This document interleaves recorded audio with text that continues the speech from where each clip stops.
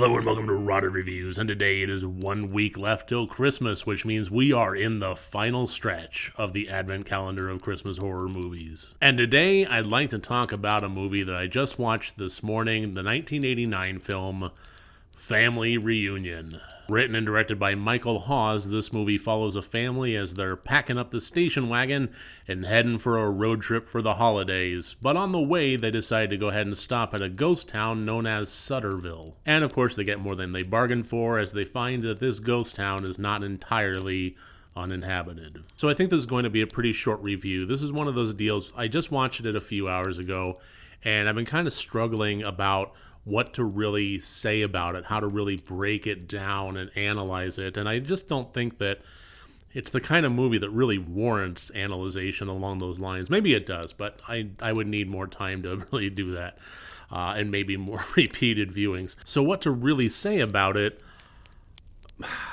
It wasn't good, but it was enjoyable in one of the weirdest ways possible. If somebody were to make this exact same movie, this exact same print to celluloid and put in front of my eyeballs today, I would be marking it down pretty hard. There was a lot about it that objectively just didn't work. The characters were bad, the writing was bad, the setting was... Well, the setting of Sutterville was rather interesting, but...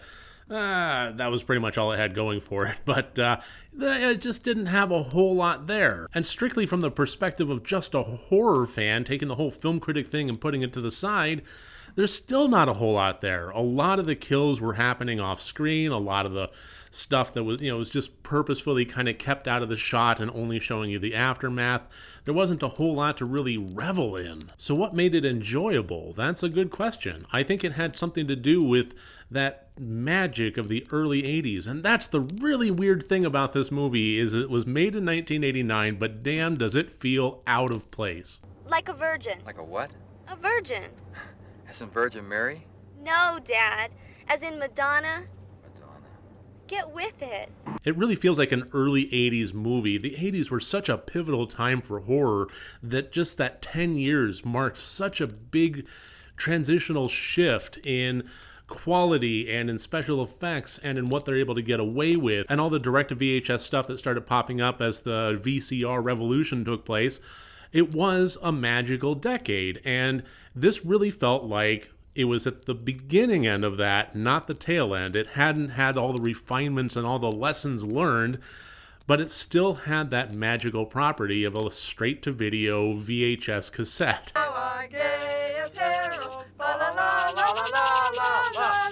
Please! Did I scare you again, Grandpa? I swear, Billy. One more of those and I'm likely to drop. Billy, what have I told you about that thing? If you could bear with me for just a moment, I think the best way to really convey this is to come up with a list of movies and try to come up with the approximate stew that makes up how I felt about this one. This had a little bit of the central core storyline of like Troll 2, but without necessarily the hamminess. It was a little bit more refined than that. It wasn't as bad.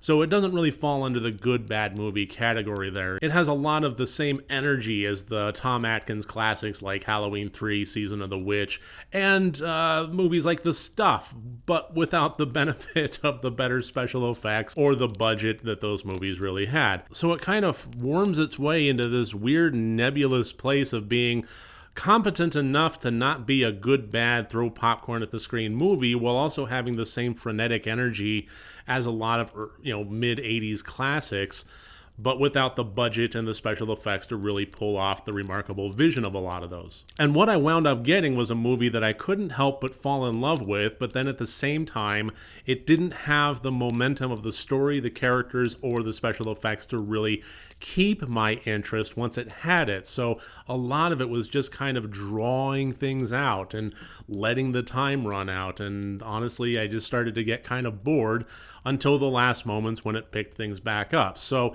it really was a little bit of an up, down, up situation. For United States viewers, this is currently available on Tubi TV, and under that umbrella is where I would recommend it. I don't think that anybody should run out and grab a $30 DVD or VHS copy of Family Reunion. However, kicking it on a streaming service that's free with ads, I do think if you are a fan of 80s cheese, this movie should have a little bit of a place in your heart. And if you haven't seen it, there's my recommendation. So that should about do it. I'm going to go ahead and wrap this review up because there's no sense padding it out any further. Thank you so much for joining me here today. Look forward to seeing you tomorrow. Remember, next time you want to watch a horror movie, first make sure that it's good and rotted.